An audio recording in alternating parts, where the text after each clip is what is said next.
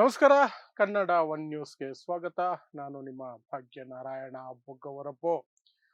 ಸದನದಲ್ಲಿ ವಿಪಕ್ಷದ ನಾಯಕರಿಗೆ ಮಾತಾಡೋದಕ್ಕೆ ಅವಕಾಶ ಸಿಗಬಾರದು. ಸಿಕ್ಕರೂ ಸಹ ಅವರ ಮಾತುಗಳು ದೇಶಕ್ಕೆ ತಲುಪಬಾರದು. ಹೇಗಾದ್ರೂ ಮಾಡಿ ಅವುಗಳನ್ನ ತಡೆ ಹಿಡಿದು ಗದ್ದಲ ಮಾಡಿ ಅವ್ರ ಮೇಲೆ ಆರೋಪ ಮಾಡಿ ಸಾಧ್ಯ ಆದ್ರೆ ಬೈಗುಳಕ್ಕೂ ಇಳಿದು ಅವರ ಮಾತುಗಳನ್ನ ಕಟ್ ಮಾಡಿಬಿಡ್ಬೇಕು. ಇದು ಮೋದಿ ಸರ್ಕಾರದ 11 ವರ್ಷಗಳ ಇತಿಹಾಸ. 11 ವರ್ಷದಿಂದ ಹೀಗೆ ನಡ್ಕೊಂಡು ಬರ್ತಿರುವಂತಹದ್ದು. ಆಲ್ಮೋಸ್ಟ್ ಸದನದಲ್ಲಿ ಆಡಳಿತ ಪಕ್ಷದವರು ಮಾತ್ರ ಮಾತಾಡಬೇಕು, ವಿರೋಧ ಪಕ್ಷದವ್ರಿಗೆ ಅವಕಾಶನೇ ಇರಬಾರ್ದು ಅನ್ನೋದು ಅವ್ರ ಸಿದ್ಧಾಂತ. ಅದರ ಭಾಗವಾಗಿ ನಿನ್ನೆ ಲೋಕಸಭೆಯಲ್ಲಿ ಬಜೆಟ್ ಮೇಲಿನ ಚರ್ಚೆ ಮತ್ತು ರಾಷ್ಟ್ರಪತಿಗಳ ಭಾಷಣದ ಮೇಲಿನ ಚರ್ಚೆಯ ಸಂದರ್ಭದಲ್ಲಿ ಸಾಕಷ್ಟು ಗದ್ದಲ ಆಯಿತು. ಯಾಕೆಂದ್ರೆ ರಾಹುಲ್ ಗಾಂಧಿ, ವಿಪಕ್ಷ ನಾಯಕ ರಾಹುಲ್ ಗಾಂಧಿ ಭಾರತ ಚೈನಾ ಸಂಘರ್ಷದ ಕುರಿತಾಗಿ ಒಂದು ಪುಸ್ತಕದ ಉಲ್ಲೇಖವನ್ನು ಮಾಡ್ಕೊಂಡು ಬಂದ್ರು. ಮಾಜಿ ಸೇನೆಗಳ ಅಧ್ಯಕ್ಷ ಆಗಿದ್ದಂತಹ, ಮೂರೂ ಸೇನೆಗಳ ಅಧ್ಯಕ್ಷ ಆಗಿದ್ದಂತಹ ನರವಣೆ ಅವರು ಅಪ್ರಕಟಿತ ಕೃತಿ ಅದನ್ನ ಪ್ರಕಟ ಮಾಡೋದಕ್ಕೆ ಸರ್ಕಾರ ಅವಕಾಶ ಮಾಡಿಕೊಟ್ಟಿಲ್ಲ. ಹಾಗಾಗಿ ಅದು ಇನ್ನು ಅಪ್ರಕಟಿತ. ಅಪ್ರಕಟಿತ ಅಂದ್ರೆ ಅದು ರೆಡಿ ಇಲ್ಲ ಅಂತಲ್ಲ, ಪುಸ್ತಕ ಸಿದ್ಧವಾಗಿದೆ, ಪ್ರಿಂಟ್ ಆಗಿದೆ, ಬಿಡುಗಡೆಗೆ ಅವಕಾಶ ಕೊಡ್ತಾ ಇಲ್ಲ. ಆ ಪುಸ್ತಕದಲ್ಲಿರುವಂತಹ ಒಂದಷ್ಟು ವಿಚಾರಗಳನ್ನ ಉಲ್ಲೇಖ ಮಾಡಬೇಕು. ಭಾರತ ಮತ್ತು ಚೈನಾ ಸೈನಿಕರ ನಡುವೆ 2020ರಲ್ಲಿ ನಡೆದಂತಹ ಘರ್ಷಣೆ ಇದೆಯಲ್ಲ, ಅದರ ಬಗ್ಗೆ ಆ ಮಾಜಿ ಸೇನಾಧ್ಯಕ್ಷರು ಸಾಕಷ್ಟು ಆರೋಪಗಳನ್ನ ಮಾಡಿದ್ದಾರೆ ಮೋದಿ ಸರ್ಕಾರದ ವಿರುದ್ಧ. ಅದನ್ನ ಪ್ರಸ್ತಾಪ ಮಾಡಬೇಕು. ಯಾಕೆಂದ್ರೆ ರಾಷ್ಟ್ರಪತಿಗಳು ರಾಷ್ಟ್ರದ ಸುರಕ್ಷತೆಯ ಬಗ್ಗೆ ಪ್ರಸ್ತಾಪ ಮಾಡಿದ್ರು. ಇದು ಸಹ ರಾಷ್ಟ್ರದ ಸುರಕ್ಷತೆ ವಿಚಾರ ಅಂತ ರಾಹುಲ್ ಗಾಂಧಿ ಅವರು ಆ ವಿಚಾರವನ್ನು ಎತ್ಕೊಳಕ್ ನೋಡಿದ್ರು.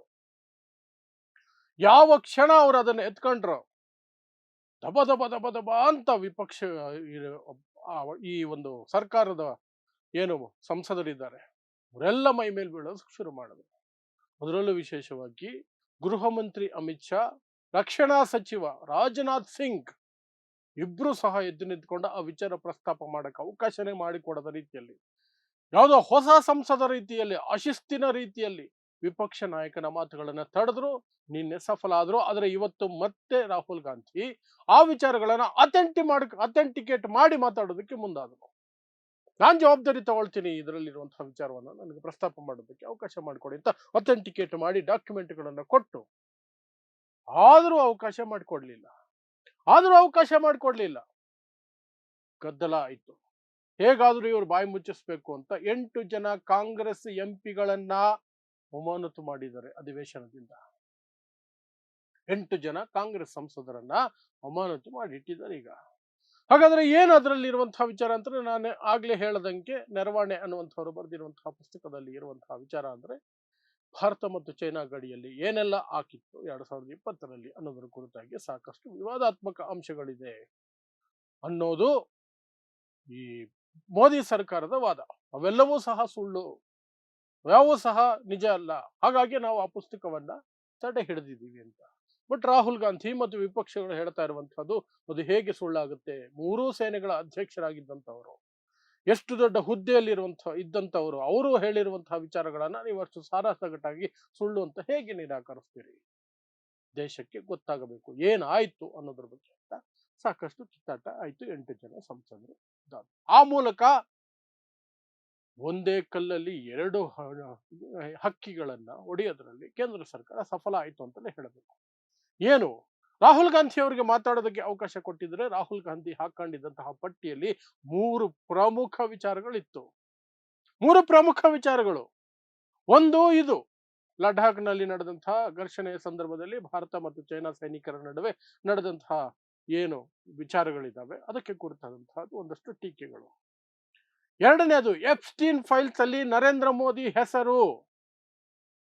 ಮೂರನೇದು, ಭಾರತ ಮತ್ತು ಅಮೆರಿಕ ನಡುವಿನ ಟ್ರೇಡ್ ಡೀಲ್, ಅದರಲ್ಲಿ ಭಾರತಕ್ಕೆ ಹೇಗೆಲ್ಲ ಪೆಟ್ಟು ಬಿದ್ದಿದೆ ಅನ್ನೋದ್ರ ವಿಚಾರವನ್ನ ರಾಹುಲ್ ಗಾಂಧಿ ಪ್ರತಿಪಕ್ಷದ ನಾಯಕನಾಗಿ ಮಾತಾಡೋದಕ್ಕೆ ಸಿದ್ಧತೆ ಮಾಡ್ಕೊಂಡಿದ್ರು. ಯಾವುದು ನಡೀಲಿಲ್ಲ. ಜೊತೆಗೆ 8 ಜನ ಕಾಂಗ್ರೆಸ್ ಸಂಸದರು ಹೊರಗೆ ಹೋಗ್ಬೇಕಾಯ್ತು, ಅಮಾನತ್ತಾಗಬೇಕಾಯ್ತು ಅಧಿವೇಶನದಿಂದ.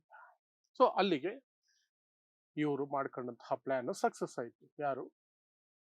ಆಡಳಿತ ಪಕ್ಷದವರು ಮಾಡ್ಕೊಂಡಂತಹ ಪ್ಲಾನ್. ಹಾಗಾದ್ರೆ ಇನ್ನೆರಡು ವಿಚಾರ ಇದೆಯಲ್ಲ, ಎಪ್ಸ್ಟೀನ್ ಫೈಲ್ಸ್ ಮತ್ತು ಭಾರತ ಮತ್ತು ಅಮೆರಿಕ ನಡುವಿನ ಒಪ್ಪಂದ, ಟ್ರೇಡ್ ಡೀಲ್, ವ್ಯಾಪಾರ ಒಪ್ಪಂದ, ಅದರ ವಿಚಾರವಾಗಿ ಏನಿದೆ ಅಂತ ನೋಡೋದಾದ್ರೆ ಎಫ್ಸ್ಟೀನ್ ಫೈಲ್ಸ್ ನಿಮಗೆ ಮೊನ್ನೆ ಎಲ್ಲ ಎಕ್ಸ್ಪ್ಲೇನ್ ಮಾಡಿದ್ದೀನಿ.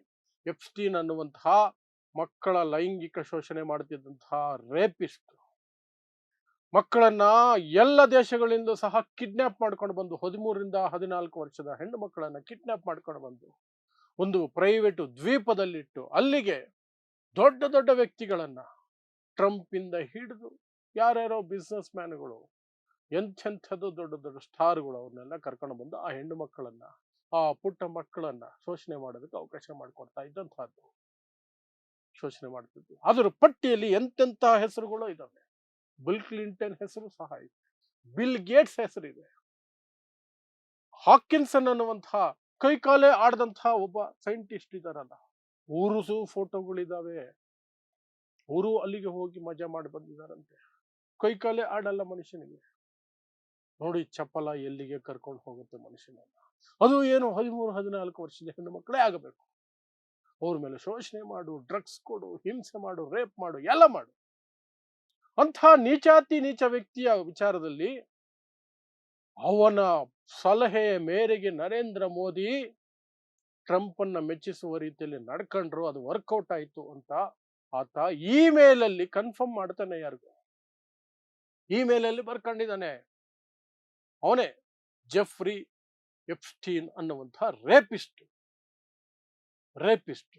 ಸೊ ಆ ವಿಚಾರವಾಗಿ ಸಂಸತ್ತಿನಲ್ಲಿ ಎತ್ತಬೇಕು ಅಂತ ಇದ್ದಾಗ ವಿಪಕ್ಷಗಳಿಗೆ ಅವಕಾಶ ಇಲ್ಲದಂಗೆ ಆಯ್ತು. ಮೋದಿ ಸರ್ಕಾರದಿಂದ ಒಂದೇ ಸ್ಟೇಟ್ಮೆಂಟ್ ಬಂದಿರೋದು, ಅದೆಲ್ಲ ಸುಳ್ಳು, ಯಾರೋ ಅಪರಾಧಿ ಹೇಳಿದ್ದನ್ನ ನಿಜ ಅಂತ ಒಪ್ಕೊಳಕ್ ಆಗೋದಿಲ್ಲ ಅಂತ. ಬಟ್ ಆ ಡೇಟ್ಗಳನ್ನ ತಾಳೆ ಹಾಕಿದ್ರೆ ಆ ಡೇಟ್ಗಳಲ್ಲಿ ನರೇಂದ್ರ ಮೋದಿ ಇಸ್ರೇಲ್ ಅಲ್ಲಿ ಇದ್ದಿದ್ದು ನಿಜ. ಎಪ್ಸ್ಟೀನ್ ಹೇಳ್ತಿರೋದು ಇಸ್ರೇಲ್ ಅಲ್ಲಿ ನರೇಂದ್ರ ಮೋದಿ ಕುಣಿದ್ರು, ಹಾಡಿದ್ರು, ಕುಣಿದ್ರು ಟ್ರಂಪ್ನ ಮೆಚ್ಚಿಸೋದಕ್ಕೆ, ಟ್ರಂಪ್ಗೆ ಅನುಕೂಲ ಆಗೋದಕ್ಕೆ. ಅದಕ್ಕೆ ಅವಕಾಶ ಇಲ್ದಂಗಾಯ್ತು. ಇನ್ನು ಟ್ರೇಡ್ ಡೀಲ್ ಅಂತ ಒಂದು ಮಾಡ್ಕೊಂಡಿದ್ದಾರೆ. ಕೊನೆಗೂ ಸಹ ಅಮೆರಿಕಾಗೆ ನರೇಂದ್ರ ಮೋದಿ ಸರೆಂಡರ್ ಆಗಿದ್ದಾರೆ ಕಂಪ್ಲೀಟ್ ಅಂತ ತೋರಿಸುವಂತ ರೀತಿಯಲ್ಲಿ ಇದೆ ಆ ಟ್ರೇಡ್ ಡೀಲ್. ಬಟ್ ಅದು ದೊಡ್ಡ ಸಾಧನೆ ಅನ್ನೋ ರೀತಿಯಲ್ಲಿ ನಾರ್ತ್ ಕೊರಿಯಾದ ಕಿಮ್ ಜಾಂಗ್ ಉನ್ ನೆನಪಿಗೆ ಬರುವ ರೀತಿಯಲ್ಲಿ ನರೇಂದ್ರ ಮೋದಿಗೆ ಎದ್ದು ನಿಲ್ಲಿಸಿ ಹಾರ ಹಾಕಿ ಎಲ್ಲರೂ ಚಪ್ಪಾಳೆ ತಟ್ಟೋದು, ಪಟ ಪಟ ಪಟ ಪಟ ಪಟ ಅಂತ. ಆ ಸೀನ್ ನೋಡಿದಾಗ ನನಗೆ ಸೇಮ್ ನಾರ್ತ್ ಕೊರಿಯಾದಲ್ಲಿ ಕಿಮ್ ಜಾಂಗ್ ಉನ್ ನಡ್ಕೊಳ್ಳೋ ರೀತಿಯಲ್ಲೇ ಕಾಣುತ್ತೆ. ಅವರೆಲ್ಲ ಚಪ್ಪಾಳೆ ತಟ್ತಾ ಇದ್ದಿತ್ತು. ಯಾಕೆ ಅಂದ್ರೆ ಭಾರತದ ಮೇಲೆ ಟ್ರಂಪ್ ಬರೋದಕ್ಕಿಂತ ಮೊದಲು ಇದ್ದಂತಹ ಟ್ಯಾರಿಫ್ ಅಥವಾ ಟ್ಯಾಕ್ಸ್ ಭಾರತದ ವಸ್ತುಗಳ ಮೇಲೆ ಅಮೆರಿಕಾದಲ್ಲಿ 2-3% ಮಾತ್ರ. ಟ್ರಂಪ್ ಬಂದ ಮೇಲೆ ಅದು 50%ಗೆ ಹೋಯ್ತು.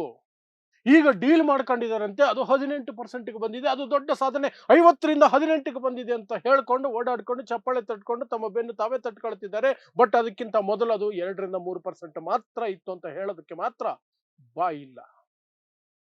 ಸುಳ್ಳು ಹೇಳ್ತಾರೆ. 18% ನಮಗೆ ಲೋಯೆಸ್ಟ್ ಸಿಕ್ಕಿದೆ, ಸುಳ್ಳು ಹೇಳ್ತಾರೆ.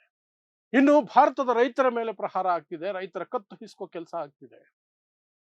$500 ಬಿಲಿಯನ್ ವರೆಗೆ ಅಮೆರಿಕದ ಕೃಷಿ ಉತ್ಪನ್ನಗಳು ಇಲ್ಲಿ ಬಂದು ಬೀಳ್ತಾವೀಗ. ಅದನ್ನು ಒಪ್ಕೊಂಡಿದ್ದಾರೆ. ಅದರ ಜೊತೆಗೆ ಅಮೆರಿಕ ಎಲ್ಲಿ ಹೇಳುತ್ತೋ ಅಲ್ಲಿ ಮಾತ್ರ ತೈಲ ಖರೀದಿ ಮಾಡಬೇಕು. ರಷ್ಯಾದಿಂದ ಮಾಡಂಗಿಲ್ಲ, ಇರಾನಿಂದ ಮಾಡಂಗಿಲ್ಲ. ನಮಗೆ ಎಲ್ಲಿ ಚೀಪ್ ಆಗಿ ಸಿಗುತ್ತೋ, ದಶಕಗಳಿಂದ ನಮಗೆ ಸಪೋರ್ಟ್ ಮಾಡ್ಕೊಂಡು ಬರ್ತಿರುವಂತಹ ದೇಶಗಳಿಂದ ನಾವು ತಗೊಳಂಗಿಲ್ಲ. ವೆನೆಜುವೆಲಾದಿಂದ ತಗೊಳ್ಳಿ, ಅಮೆರಿಕನ್ ಕಂಪನಿಗೆ ಲಾಭ ಆಗುತ್ತೆ. ಅಮೆರಿಕದಿಂದ ತಗೊಳ್ಳಿ. ಇದು ಡೊನಾಲ್ಡ್ ಟ್ರಂಪ್ ಆಜ್ಞೆ. ಅದನ್ನ ಪಾಲಿಸ್ತೀವಿ ಅನ್ನೋ ರೀತಿಯಲ್ಲಿ ಒಪ್ಕೊಂಡು ಬಂದಿರೋದು, ಒಂದು ಡೀಲ್ ಮಾಡ್ಕೊಂಡಿರೋದು. ಅದಕ್ಕೆ ದೊಡ್ಡ ಸಾಧನೆ ಅನ್ನೋ ರೀತಿಯಲ್ಲಿ ಒಂದು ಸನ್ಮಾನ, ಅದಕ್ಕೂ ಚಪ್ಪಾಳೆಗಳು, ಜನರಿಗೆ ಸುಳ್ಳು. ಭಾರತಕ್ಕೆ ಸಿಕ್ಕಾಪಟ್ಟೆ ಲಾಭ ಇದೆ ಇದರಲ್ಲಿ. ಸ್ಟ್ರೈಟ್ ಫಾರ್ವರ್ಡ್ 2-3% ಇದ್ದಿದ್ದು 18%ಗೆ ಬಂದು ನಿಂತಿದೆ. ಈ ನಡುವೆ ಅದು 50% ಅಲ್ಲಿ ಇತ್ತು. ಹಾಗೆ ಹೇಳಿದ್ರೆ ಜನ ಹಾಗೆ ಡಿಸೈಡ್ ಮಾಡಿರೋದು ಲಾಭನ ನಷ್ಟನ ಅಂತ. ಬಟ್ ಆ 2-3% ಅನ್ನ ಹೇಳೇ ಇಲ್ಲ. ಸೊ ಇದ್ಯಾವುದೂ ಸಹ ಸದನದಲ್ಲಿ ಚರ್ಚೆ ಆಗದಂತೆ ಈ ಯಾರು ರಾಹುಲ್ ಗಾಂಧಿ ಅವರ ಭಾಷಣವನ್ನ ಹೇಗಾದ್ರೂ ಮಾಡಿ ಕಟ್ ಮಾಡಿಸಿದ್ರು. ಗದ್ದಲ ಎಬ್ಬಿಸಿದಂಥವ್ರನ್ನ 8 ಜನ ಕಾಂಗ್ರೆಸ್ ಎಂಪಿಗಳನ್ನ ಅಮಾನತು ಮಾಡಿ ಬಿಸಾಕಿದ್ರು. ಇದೇ ರೀತಿ ಇಡೀ ಅಧಿವೇಶನವನ್ನ ಮುಗಿಸ್ಕೊಳ್ತಾರೆ. ಜನರಿಗೆ ಸತ್ಯ ಗೊತ್ತಾಗಲ್ಲ. ನರೇಂದ್ರ ಮೋದಿ ಮೈಕ್ ಮುಂದೆ ಬಂದ್ಬಿಟ್ಟು ಹಿಂದೂ ಮುಸ್ಲಿಂ ಅಂದ ತಕ್ಷಣನೇ ಎಲ್ಲ ಮರೆತು ಆ ಕಡೆಗೆ ಜನ ನೋಡ್ತಾರೆ, ಅಲ್ಲಿಗೆ ಮುಗಿಯುತ್ತೆ ಅಷ್ಟೇ. ಸೊ ಇದಿಷ್ಟು ಸದನದಲ್ಲಿ ಇವತ್ತು ನಡೆದಿರುವಂತಹ ಹೈ ಡ್ರಾಮಾ.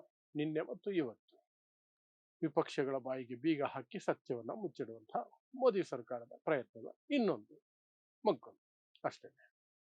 ಸೊ ನೋಡ್ತಾ ಇರಿ ಸಮ ಸಮಾಜಕ್ಕಾಗಿ ಕನ್ನಡ 1 ನ್ಯೂಸ್. ನಮಸ್ಕಾರ.